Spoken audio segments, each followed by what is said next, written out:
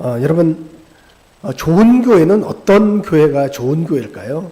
많은 사람들은 좋은 교회를 가기를 원하고 좋은 교회를 꿈꾸고 있습니다. 근데 어떤 사람들은 이래요. 그래도 대형 교회가 낫지. 대형 교회는 그래도 사람들이 많이 모이는 이유가 있으니까 검증이 되지 않았나 뭐 이러면서 대형 교회를 선호하면서 그쪽으로 가는 경우들이 많이 있습니다. 또 어떤 사람들은 아니야, 한 100명 미만의 작은 교회가 낫지. 그래야 뭐 가족처럼 얼굴도 다 알고 다 알 수 있지. 교회가 크면 사람이 누가 누군지 어떻게 알아? 이러면서 또 작은 교회가 좋다라고 하는 사람도 있습니다. 그런데 저는 이제 외부에 사역을 많이 다니는 사람이에요. 그래서 많은 교회들을 가서 사역을 하고 그 교회에서 예배를 같이 참석하면서 예배를 많이 드려보게 됩니다. 저만큼 많이 교회를 다니면서 그동안에 예배드린 사람도 없을 거예요. 그런데 큰 교회라서 좋은 게 아니고, 비록 작은 교회에서 좋은 교회가 아니고, 그 교회에 하나님의 영광이 임하는 교회, 하나님의 그 성령 충만함이 느껴지는 교회, 그 교회야말로 가장 좋은 교회라고 저는 생각을 합니다. 가서 있으면 은혜가 돼요. 그리고 조그마한 교회 있더라도 거기서 하나님의 은혜가 넘치는 것 같아요. 그러면요, 그것을 평생 맛보면은 그 교회를 떠나지를 못합니다. 왜 그러냐면 세상이 줄 수 없는 그 평안함과 세상이 줄 수 없는 그 은혜가 있거든요. 교회는 바로 그런 곳입니다. 세상이 줄 수 없는. 그래서 이 교회에 오는 그 매력이 바로 그거라고 저는 생각을 합니다. 여러분들은 어떤 교회를 꿈꾸십니까? 우리 교회가 하나님의 영광이 충만한 교회가 되었으면 좋겠다는 생각이 듭니다. 오늘 성경 본문에 40장 34절에 보니까 구름이 회막에 덮이고 여호와의 영광이 성막에 충만함에 그랬습니다. 그 40장 맨 마지막, 출애굽기 맨 마지막은 사실 이제 그 회막이죠. 성막을 다 완성하고 나서 그 다음에 하나님의 영광이 그 가운데 충만하게 임하고 마무리 지어지는 장이 출애굽기 40장입니다. 그런데 이 영광이 충만하게 임하기 전에 40장의 맨 처음 출애굽기 시작은 어떻는지 아십니까? 그 출애굽기 맨 처음에는 그들이 부르짖고 고통스러워하고 힘들어하는 모습으로 출애굽기 처음은 출발을 합니다. 그러니까 그들이 막 부르짖고 막 울부짖고 이런 모습이 바로 그들의 모습이었어요. 그런데 하나님께서는 그 부르짖음과 울부짖음에 응답하시고 듣고 기억하시고 보고 계시는 하나님이었던 것을 보게 됩니다. 출애굽기 2장 20절에 보면 여러 해 후에 애굽 왕은 죽었고 이스라엘 자손은 고된 노동으로 말미암아 탄식하며 부르짖으니 그 고된 노동으로 말미암아 부르짖는 소리가 하나님께 상달된지라 그랬어요. 그들이 하나님 앞에 부르짖음으로 출애굽기는 출발합니다. 그들의 고통 소리, 하나님 우리를 살려달라고, 하나님 우리의 이 고통을 함께 해달라고 같이 기도하는 것으로 출애굽기는 출발을 했는데 맨 마지막에는 하나님의 영광으로 충만한 것으로 마무리 지어지게 됩니다. 21절 말씀에 보면은 하나님이 그들의 고통의 소리를 들으시고 하나님이 아브라함과 이삭과 야곱에게 세운 그 언약을 기억하사 그랬습니다. 여기서 보면 부르짖고 들으시고 기억하시는 하나님이신 것을 보게 됩니다. 하나님께서는 우리가 계속 기도하고 있잖아요. 우리의 고통을, 하나님 이 고통에서 우리를 구원시켜 달라고 우리가 계속 기도하고 있는데도 응답이 안 되는 것 같아요. 그렇지만 하나님께서는 지금도 우리의 고통 소리를, 부르짖는 소리를 들으시고 기억하시는 하나님이신 것을 보게 됩니다. 근데 이 하나님께서는 기억하시고 그냥 있지 않았어요. 이들을 구원시켜 주실 구원자를 미리 준비하셨던 것을 여러분 아십니까? 애굽이라고 하는 그 나라에 바로 모세의 아들이 태어났는데 이 아들을 준비시키시는 겁니다. 갈대상자에 넣어서 이렇게 떠내려가는 그 아이를 하필이면 공교롭게도 공주가 그 아이를 받아서 그 왕궁에서 40년 동안 훈련을 시키게 되는 일이 벌어지게 됩니다. 하나님의 계획입니다. 그리고 그를 그 광야로 또 도망가서 거기서 40년 동안 그들은 바로 양을 치면서 초라한 인생의 삶을 살아가게 됩니다. 그리고 이로써 내 삶이 마무리되는가 싶었는데 그를 하나님께서 불러주시는 겁니다. 이제 아무것도 쓸모없다라고 생각하는 그를 하나님께서 부르셔서 오늘 바로 이 모세를 부르셔서 이스라엘을 구원하실 구원자로 세우시는 하나님이십니다. 그래서 그를 훈련시켜 주시는데요. 내가 너를 애굽에 그 바로 왕에 가서 내 백성을 구원하게 하겠다라고 할 때 그 모세가 어떻게 해요? 모세가 하나님 나는 안 돼요. 내가 누굽니까? 나는 그 애굽에서 그 바로 왕의 그 모든 것들을 다 경험한 사람 아닙니까? 절대로 우리는 못합니다. 이렇게 계속 이야기하는 겁니다. 여러분 생각 한번 해보세요. 우리나라하고 미국하고 싸운다고 해도 이게 상대가 안 되는데 개인 두 사람이 가서 이 미국 같은 거대한 그때 당시 최고의 가장 강한 그 나라와 가서 그 대통령과 가서 협상해서 그 자기 백성을 이끌어달라고 내보내달라고 이야기할 수 있다는 게 쉬운 문제일까요? 쉽지가 않아요. 못해요. 이거는 아무도 못해요. 그런데 그 사람을 보내서 그 일들을 하게 하십니다. 그런데 이건 말도 안 되는 거죠. 이게 생각으로서 도저히 안 되는 거예요. 지금 전쟁 막 일어나는 거 보세요. 이게 총 막 쏘고 미사일 쏘고 막 이래도 이게 뺏기가 힘든 이 구조인데 이게 빼앗을 수가 없거든요. 그런데도 불구하고 하나님께서는 모세에게 이 일을 맡기시는 겁니다. 모세가 난 말을 못해요. 저처럼 말을 잘 못하는 것 같아요. 말을 못해요. 막 이러니까 말 잘하는 형 아론을 붙여주셔서 같이 가게 하십니다. 그래서 같이 가게 하고 또 이제 하나님 내가 어떻게 할까요? 난 능력이 없는데 그랬더니 내가 가지고 있는 것이 무엇이냐? 지팡이입니다. 던져라 그랬더니 뱀이 되고 그 다음에 꼬리를 잡았더니 다시 지팡이 되면서 이런 능력을 주시면서 하나님께서 내가 너와 함께 할 거야. 가 이러면서 하나님께서 하나님의 사역을 맡기시는 분이 바로 하나님이신 것을 보게 됩니다. 우리는 그 거대한 땅에 이 거대한 것에 어떻게 우리가 이길 수 있을까? 아무리 생각해도 이길 수 있는 방법이 없어요. 그것은 바로 하나님이 나와 함께 하시면 가능한 겁니다. 여러분 이 땅을 살아가면서 우리는 안 된다고 생각하고 너무 무력감을 느끼면서 이 거대한 그 상황들을 바라보면서 우리가 아무것도 안 된다고 생각하고 있을 때 우리는 걱정하지 마세요. 우리 뒤에는 하나님이 함께 계시는 것을 우리는 알아야 됩니다. 그리고 하나님께서 내가 너와 함께 할 거야. 가 이럽니다. 그래서 애굽 땅에 이제 드디어 갔어요. 가서 바로하고 협상을 하게 되는데 우리 백성을 내놓지 않으면 여러 가지 재앙이 임하게 된다라고 하면서 10가지 재앙을 준비시키잖아요. 거기에서 마지막 재앙이 장자의 죽음입니다. 그렇죠? 장자의 죽음 6월절인데 그래서 재앙들이 우슬초를 뿌리고 그다음에 좌우 임방에 어린 양을 잡아서 피를 이렇게 바르면은 그날 죽음의 사자가 올 때 지나가게 되죠. 패스오버 재앙이 지나가게 되는 거죠. 그래서 이것들을 돼서 마지막 10번째 재앙을 준비시켰는데 여기서 죽음의 사자가 올 때 여기 높은 관직에 있는 사람이나 낮은 사람이나 누구나 할 것 없이 첫 번째 태어났던 모든 것들이 다 죽게 됩니다. 이러면서 애굽의 곡소리가 나고 심지어는 왕의 왕자까지도 죽게 되잖아요. 보자마자 큰일 났어요. 그러니까 빨리 모세를 오라고 해서 이제 협상을 하게 되면 빨리 떠나라고 이야기합니다. 그래서 그들이 급히 떠나게 돼요. 급히 떠나고 언제 마음이 바뀔지 모르니까 나중에 또 쫓아오지만 그래서 급히 떠나게 되는데 여기서 보면 하나님께서는 이 떠나는 이 이스라엘 백성들에게 빈손으로 보내지 않았다라고 하는 사실이에요. 여러분 그냥 난민으로서 그냥 비참하게 떠난 것이 아니라요. 승전국의 그러한 군인으로서 영광스럽게 그들을 보내시는 장면들을 보게 됩니다. 저는 이것을 보면서 깜짝 놀랐어요. 우리 12장 35절과 36절 한번 보겠습니다. 12장 35절을 보면 이스라엘 자손이 모세의 말대로 하여 애굽 사람에게 은, 금, 폐물과 의복을 구하매 36절 여호와께서 애굽 사람들에게 이스라엘 백성에게 은혜를 입히게 하사 그들이 구하는 대로 주게 하심으로 그들이 애굽 사람의 물품을 취하였더라. 와, 이거 보세요.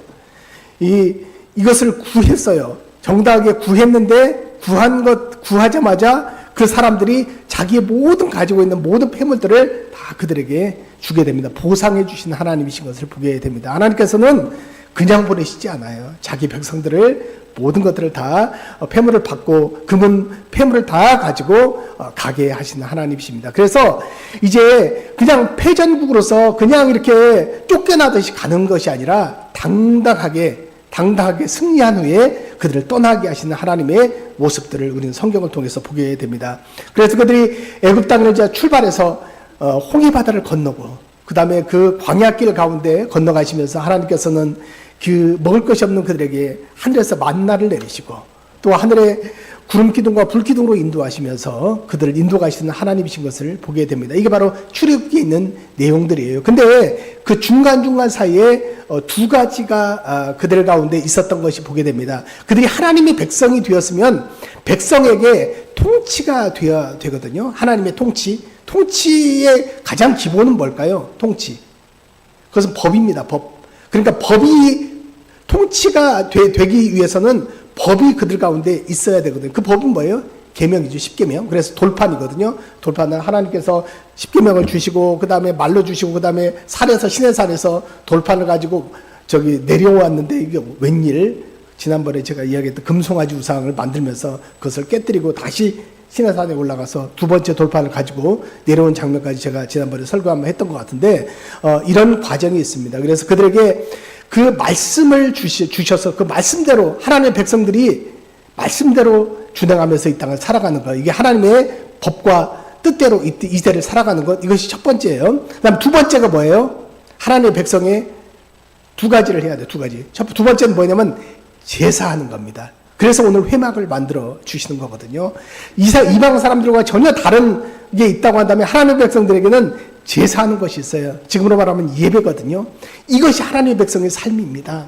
이것을 계속 훈련시키는 겁니다. 그러니까 성막 가운데 그 다음에 그들이 계속 이것을 이동하면서 가나안 땅 갈 때까지 그들에게 계속 훈련시켰던 것 중 하나는 예배하는 백성이 되라라는 거예요.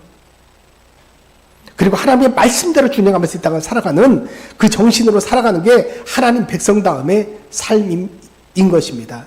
여러분, 그래서 이 두 가지를 계속 그들에게 훈련을 시키는, 그건 죽을 때까지 우리가 해야 될 것 중에 하나예요. 하나님 백성됨의 증거가 무엇이에요? 그래서 바로 예배하는 거 아니에요?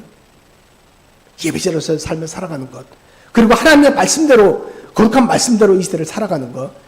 그래서 거룩함을 드러내는 것. 이게 바로 하나님 나라의 백성의 삶이라고 저는 생각을 합니다. 그래서 이것들을 훈련시키는 과정을 보게 되고, 이 회막을 만들고 나서 그 다음에 오늘 바로 성경 40장에 보면은 계속 이 회막을 만들고 나서 여기에 그 모든 기구들을 다 만들고 여기다가 뭐 이제 기름으로 닦고 그 다음에 관유를 부어서 뭐 닦고 그 다음에 물이 채워놓고 모든 것을 완벽하게 세팅을 한 다음에 주의 영광이 충만하게 임했던 것을 맨 마지막 40장에서는 우리에게 보여주고 있습니다. 여기서 성막의 구조를 조금 볼 필요가 있어요. 성막은 어떻게 생겼냐면 언제 시간이 되면 한번 전체적으로 좀 이야기를 하면 좋겠다는 생각이 드는데 좀 대충 보면 눈으로 보일지 모르겠는데 멀어서 대충 이렇습니다. 맨 처음에 안쪽에는 지성소라고 합니다. 거기에는 증거궤 법궤가 있죠. 그 법궤가 있는데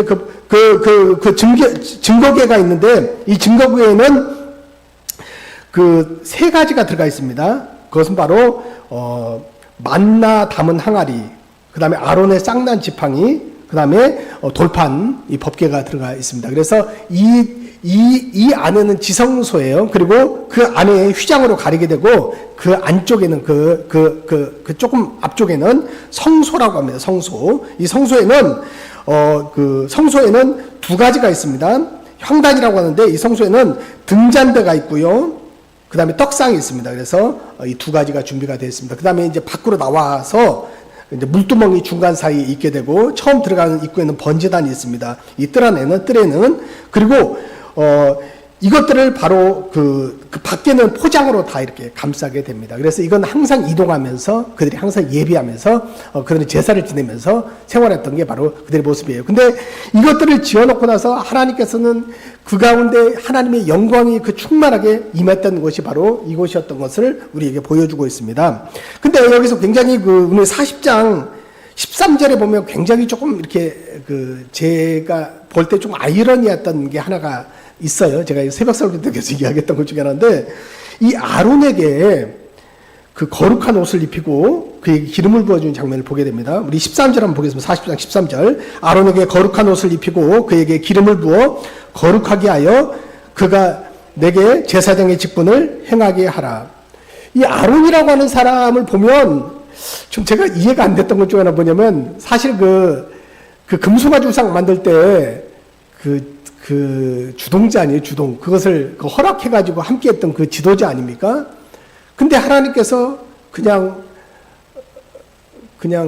이렇게 용서해 주시는 것들을 보게 되고요. 그 다음에 또 한 가지 제가 이것도 이야기했는데 민수기 12장에 보면은 그 모세를 그 비방하는 장면들을 보게 됩니다. 그러니까 그 구스 여인을 취했다라고 하는 것들 때문에 그 미리암하고 같이 또 공격하게 돼요. 그때도 미리암만 하나님께서 벌 주시는 것을 보게 돼요. 문둥병이 발해가지고 7일 동안 성 밖에 있게 하는데 또 아론은 또 그대로 있어요. 그래서 이게 뭔가 뭐 이러면서 제가 새벽 기도 때 이야기했던 적이 있었는데 이 모습을 보면서 이 아론이 도대체 누군데?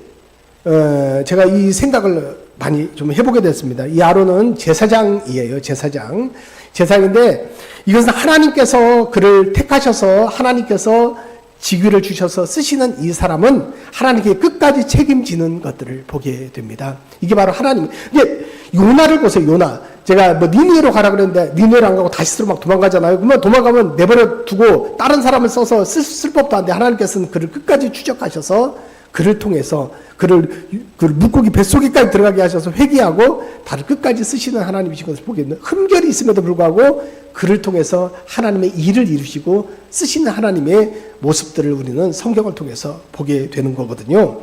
그래서 근데 이렇게 흠이 있는 이 아론에게 하나님께서는 어떻게 하세요? 거룩한 옷을 입히시는 겁니다. 이 굉장히 놀랍지 않습니까? 하나님의 거룩한 옷을 입혀주세요.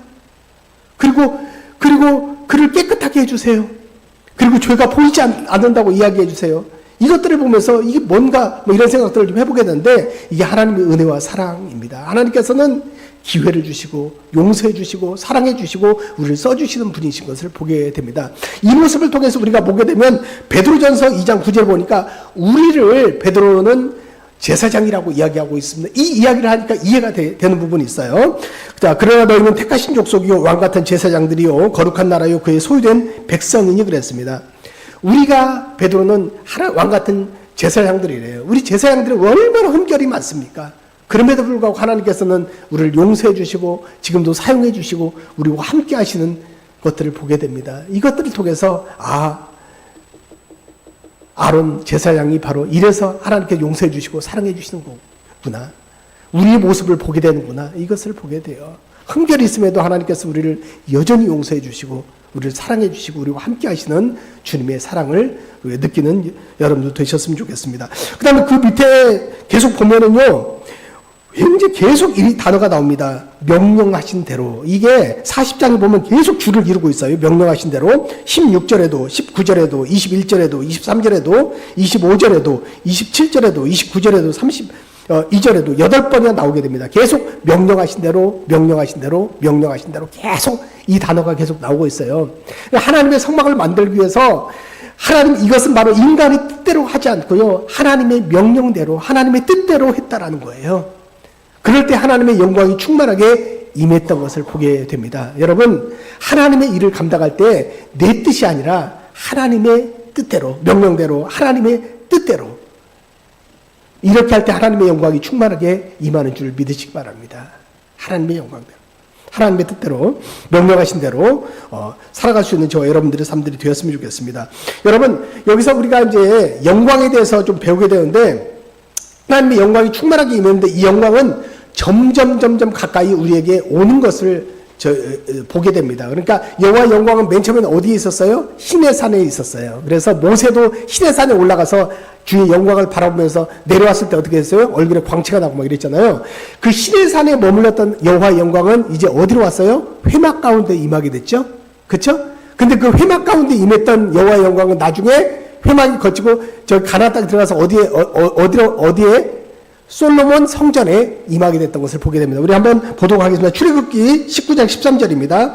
시내산의 연기가 자욱하니 여호와께서 불 가운데 거기 강림하시니라. 그 연기가 온기가 연기같이 떠오르고 온 산이 크게 진동하며 바로 여기서 시내산에 있었던 여호와의 영광. 그 다음 이것이 바로 34절 35절에 보니까 구름이 회막에 덮이고 여호와의 영광이 성막에 충만하며 성막으로 옮겨가는 것을 보게 됩니다. 모세가 회막에 들어갈 수 없었으니 이는 구름이 회막 위에 덮이고 여호와의 영광이 성막에 충만함이었더라. 그러니까 여호와의 영광 시내산에서 바로 오늘 회막으로 이렇게 왔던 것을 보게 됩니다. 이것은 나중에 그 역대하 7장 1절에 보니까 성전에 임했던 것을 보게 됩니다. 자, 역대하 7장 1절입니다. 솔로몬이 기도를 마침에 불이 하늘에서부터 내려와서 그 번제물과 제물들을 사르고 여호와의 영광이 성전에 가득하니, 이렇게 이야기하고 있어요. 이 여호와의 영광은 이 성막에서 나중에 예루살렘 그 성전으로 그 임했던 것을 보게 됩니다. 근데 이 성전은 결국에는 어디를 향하고 있어요? 성전에 있던 영광은 예수 그리스도를 향해서 가고 있는 것을 여러분 보게 됩니다. 그래서 이것은 바로, 그래서 이 예수 그리스도는요, 요한복음 1장 14절에 보니까 이 영광이 예수 그리스도를 통해서 발현하게 되는데, 보세요. 요한복음 1장 14절 한번 보겠습니다. 시작. 말씀이 육신이 되어 우리 가운데 거하심에 우리가 그의 영광을 보니 아버지 독생자의 영광이요 은혜와 진리가 충만하더라. 이 영화의 이 신에서 있었던 영광은 회막에 있던 영광은 솔로몬 성전으로, 성전에 있던 영광은 누구를 향해서? 예수 그리스도를 향해서 영광으로 오게 되는 것입니다. 근데 이 영광이 오신 이유 중에 하나는, 이유가 뭐예요? 그것은 바로 우리와 함께 하기 위해서입니다. 따라서 합니다. 우리와 함께 하기 위해서. 그래서 여호와의 영광이 함께 하기 위해서는 어떻게 함께 하냐면요, 마태복음 1장 23절 한번 보겠습니다. 마태복음 1장 23절에 보니까 보라, 처녀가 잉태하여 아들을 낳을 것이요 그 이름은 임마누엘이라 하리라 하셨으니 이를 번역한 즉 하나님이 우리와 함께 계시다 함이라. 예수 그리스도께서 영광으로 오신 이유 중에 하나는 뭐예요? 우리와 함께 하기 위해서. 그 예수님께서는 이 영광으로 우리와 함께 하기 위해서 오셨던 것을 보게 됩니다. 그리고 그분이 우리와 함께 하셨어요. 그리고 그분은 구원의 사역을 다 이루시고 또 이렇게 승천하시면서 다시 부활하시고 난 이후에 우리에게 이야기합니다. 내가 너희와 영원히 함께 할 것을 약속하시는 것을 보게 됩니다. 마태복음 28장 20절입니다. 시작. 내가 너희에게 분부한 모든 것을 가르쳐 지키게 하라. 볼지어다 내가 세상 끝날까지 너희와 항상 함께 있으리라. 그 영광의 하나님은 나중에 하늘 올라가시면서 영원히 우리와 함께 하시겠다고 하는 것을 보여주고 있습니다. 여러분, 오늘 성경 출애굽기 40장에 있는 이 말씀 가운데서 보면은요, 여기는 바로 그 하나님께서 영광으로 함께 하시는 증거가 있습니다. 그 증거는 뭐냐면 그것은 바로 구름입니다. 따라서 구름. 함께 하시는 구름인데요, 계속 여기서 구름이로 계속 이어져 가는 것을 보게 됩니다. 오늘 본문 말씀 다 보세요. 모든 장 가운데 거기에 뭐가 들어가 있냐면 구름이가 등장하고 있는 것을 보게 됩니다. 자, 34절 한번 보겠습니다. 구름이 회막에 덮이고 여호와의 영광이 성막에 가득함에, 충만함에, 그 다음에 35절, 모세가 회막에 들어갈 수 없었으니 이는 구름이 회막 위에 덮이고 여호와의 영광이 성막에 충만함이었으며, 36절, 구름이 성막 위에 떠오를 때에는 이스라엘 자손이 그 모든 행진하는 길에서 앞으로 나아갔고, 37절, 구름이 떠오르지 않을 때는 떠오른 날까지 나아가지 아니하였으며, 낮에는 구름이 성막 위에 있고 밤에는 불이 그 구름 가운데 있음을 이스라엘 온 족속이 그 모든 행진하는 길에서 그의 눈으로 보았더라. 여기서 보면 모든 오늘 읽었던 본문 말씀 보면 계속 키워드가 있습니다. 그래서 구름입니다. 구름이 계속 그들을 인도했다는 걸 보게. 이것은 바로 하나님께서 우리와 함께 하시는 증거로 구름이 등장하는 것을 보게 됩니다. 그리고 구름과 또 낮에 밤에는 뭐예요? 불이 함께 있던 것을 보게 되죠. 그래서 이것을 출애굽기 13장 21절에 보면 정확히 기둥으로 표현해주고 있는 장면들을 보게 됩니다. 자, 출애굽기 13장 21절입니다. 여호와께서 그들 앞에서 가시며 낮에는 구름 기둥으로 그들의 길을 인도하시고 밤에는 불 기둥으로 그들에게 비추사 낮이나 밤이나 진행하게 하시니, 구름 기둥과 불 기둥으로 하나님께서 함께 하심을 그들은 계속 보여주고 있습니다. 여러분, 이들이 지금 지나가고 있는 것은 이집트 그 서쪽에 있는 이렇게 지대입니다. 광야 지대인데요. 그쪽 지대를 지금 이렇게 보면은 그쪽에는 여름철에는 한 25도 정도, 20도에서 25도 정도 이렇게 날씨가 되는 그냥 좋은 날씨예요. 근데 겨울철에는 40도에서 50도까지 육박하는 더위가 있다고 그럽니다. 그리고 또 온도 기온차가 굉장히 심해서 그 새벽에는 영도에서 영하 1도까지 내려갈 때가 있다고 그래요. 겨울철에는. 그래서 이렇게 기온차가 굉장히 이렇게 나게 됩니다. 그래서 굉장히 추운지, 지금으로 말하면 지금 우리나라 상태와 거의 비슷해요. 낮에는 또 덥고 또 새벽에 좀 쌀쌀하잖아요. 지금 우리나라 날씨보다 새벽엔 좀 더 춥다라고 생각하시면 돼요. 그런 광야길을 걸어가는 그들에게 하나님께서 그들 가운데 무엇을 주셨어요? 구름 기둥으로 덮어 주십니다. 그리고 밤에는 불 기둥을 주셔서 인도하시는 하나님의 사랑을 보게 됩니다. 여러분, 이게 하나님의 은혜 아닙니까? 근데 늘상 이것들이 계속 있었기 때문에 이들은 이게 하나님의 은혜인 줄을 모르고 살아갔던 거예요. 늘상 있는 것이기 때문에 이건 당연한 것으로 알고 있었던 거예요. 근데 당연한 게 아니에요. 하나님이 함께 하시는, 보호하시는 하나님의 은혜란 말이에요. 이게 거치기 시작하면요, 그들은 못 삽니다. 더워서 못 살고요, 추워서 못 살고요. 제가 야외에서 이렇게 공연하거나 뭐 이럴 때가 간혹가다 있어요. 버스킹이라고 해서 유중에서 막 들어와갖고 할 때 제가 제일 싫어하는 것 중에 하나가 뭔지 아세요? 뜨거운 태양볕이 있을 때 공연할 때 가장 힘들어 합니다. 그래서 저는 그 기도에 오는데 오늘 구름을 주옵소서 그래. 지금 오늘 구름이 이렇게 떠오르는 구름 밑에서 하게 되면 얼마나 시원하고 좋은지 모르겠어요. 그리고 차를 타고 이동하게 될 때 굉장히 졸릴 때 있어요. 고속도로 같은 다닐 때. 그럴 때 가장 좋은 게 이제 큰 그늘을 만나가지고 휴게소 같은 데 들어가면 이렇게 나무 같은 큰 그늘 같은 데 양쪽에 있어요. 그런 데 갖다 세워놓고 잠을 자면 잠이 잘 옵니다. 아니면 천막 위에 있든지. 뭔가 그늘이 있으면 좋아요. 근데 그 햇빛이 비치는 가운데 정급할 때는 거기 있는데 너무 더워 에어컨을 켰음에도 불구하고 잠이 잘 안 오는 경우들을 보게 됩니다. 햇빛이 따갑고 이래서. 근데 그늘이 그만큼 중요한 거예요. 근데 이스라엘 백성들에게 이 구름으로 그들을 인도해 주시고 구름으로 가려 주시고 구름으로 함께 하셨던 게 하나님의 은혜인 것을 여러분 아십니까? 이게 바로 하나님의 은혜입니다. 그리고 밤에는 춥잖아요. 쌀쌀할 때 뭐가 가장 좋아요? 추울 때. 모닥불 같은 거 펴놓으면 얼마나 따뜻하고 좋아요. 거기다 이렇게 불 쬐고 있으면 충분히 날 수 있습니다. 근데 하나님께서는 여기서 불기둥으로 보일러를 계속 가동시켜서 따뜻하게 그 품 안에 안아주시면서 그들을 인도해 가시는 것을 보게 됩니다. 이게 바로 하나님의 은혜 아닙니까? 우리는 늘상의 그 축복, 이게 주어져 있는 이 환경을 보면서 감사주를 모르고 여기에 익숙해져서 이게 당연한 거라고 생각하고 있는, 당연한 게 아니에요. 당연한 게 아니에요. 지금도 병원에 누워있는 사람들 보세요. 그 사람들의 희망은 일어나서 걸어가는 게 기적이고요. 하루하루 삶을 지금 누워있는 사람들에게는 하루라도 한번 앉아서 서서 걸어가는 것이 그들의 축복인 것을 여러분 아십니까?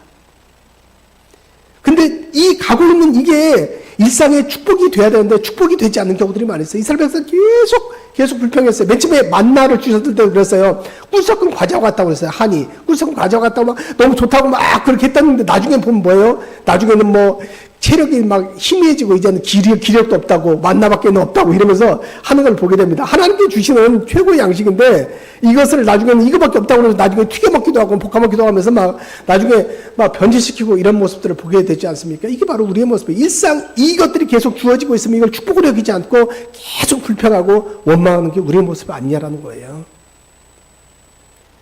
이게 바로 하나님의 은혜인 것을 여러분 깨달았으면 좋겠다는 생각이 듭니다. 이런 예화가 있어요. 어느 날 이렇게 새벽이 되었는데 해가 뜨지를 않는 거예요. 그래서 막 깜깜한 밤만 계속 진행되는 거예요. 그래서 그 사람들이 굉장히 불안해지기 시작합니다. 왜 이러지? 그리고 그 다음 날이 됐는데도 또 어둡고 캄캄해서 태양이 뜨지를 않는 거예요. 그러니까 사람들이 이제 교회로 몰려오기 시작합니다. 그리고 기도하기 시작합니다. 그 다음 날이 되어서도 여전히 태양이 뜨지를 않습니다. 그러니까 예전에 교회를 나갔다가 안 나갔던 사람들도 다 이제는 교회로 와가지고 부르짖으면서 기도하기 시작합니다. 이제 끝날 때가 된 모양이다. 그래서 기도했는데 그 다음 날이 되었어요. 태양이 떠오르기 시작합니다. 그랬더니 모든 사람들이 언제 그러냐는 듯이 예전의 상태로 다 돌아갑니다. 이게 바로 우리의 모습 아닌가요? 우리는 일상에 축복이 계속 있으면은 이것을 축복으로 여기지 않고 어떤 문제가 있을 때만 하나님을 부르짖는 게 우리의 모습이 아닌가 이런 생각들을 좀 해보게 됩니다. 여러분, 하나님께서는 여전히 우리와 함께 하십니다. 구름 기둥으로 함께 하시고 불 기둥으로 함께 하시는 하나님의 은혜를 여러분 보시기를 바랍니다. 근데 이 하나님의 영광이 맨 처음에 어디 있었다고 그랬어요? 신의 산에서. 그쵸? 그 다음에 어디로? 회막으로. 어디로? 성전으로. 그리고 누구에게? 예수님께로. 그리고 하나님께서 우리와 함께 하셨다고 했던, 하나님께서 함께 하시겠다고 했던 이 하나님의 영광은 나중에 어떻게 돼요? 예수님 올라가 난 이후에 그들이 바로 오순절에 마가 다락방에서 120명이 모여서 기도하기 시작합니다. 그랬더니 그곳에 바로 하나님의 성령이 충만하게 임해서 각 사람에게 임하는 것들을 보게 됩니다. 우리 사도행전 2장 1절부터 보겠습니다. 오순절날이 이미 이름에 그들이 다 같이 한 곳에 모였더니 호련히 하늘로부터 급하고 강한 바람 같은 소리가 있어 그들이 앉은 온 집에 가득하며 마치 불의 혀같이 갈라지는 것들이 그들에게 보여 각 사람 위에 하나씩 임하여 있더니 하나님의 성령이 그들 가운데 이제 그 영광이 이제 지금은 하나님의 성령이 우리 가운데 하나하나씩 우리에게 임재해 주는 것을 보게 됩니다. 여러분, 이미 우리는 하나님의 성령이 충만한 자들입니다. 그리고 하나님의 영이 우리 가운데 거하고 계십니다. 이 하나님의 영광은 우리 가운데 있어요. 우리는 이제 하나님의 영광을 드러내는 삶들을 좀 사셔야 됩니다. 매일매일의 삶 가운데서 하나님을 예배하며 거룩한 주의 백성으로, 그리고 그 다음에 하나님의 제사장으로서의 삶들을 살아갈 수 있는 저와 여러분들의 삶들이 되었으면 좋겠다는 생각이 듭니다. 결론으로 첫 번째, 하나님의 영광이 임하는 교회로서의 삶을 살아가고 있는가 우리들이 좀 진단해 봤으면 좋겠어요. 그 다음에 제사장으로서 부족한데도 은혜의 옷을 입혀주시고 덮어주시는 하나님의 은혜를 기억하며 제사장으로서 매일 씻고 정결한 모습으로 거룩한 삶을 살아가고 있는가 우린 진단해보는 이 아침이 되었으면 좋겠습니다. 그리고 늘 일상의 축복에 감사하면서 살아가고 있는지 우리 오늘 하루의 삶을 돌아볼 수 있는 존귀한 하루가 되었으면 좋겠습니다. 기도하겠습니다.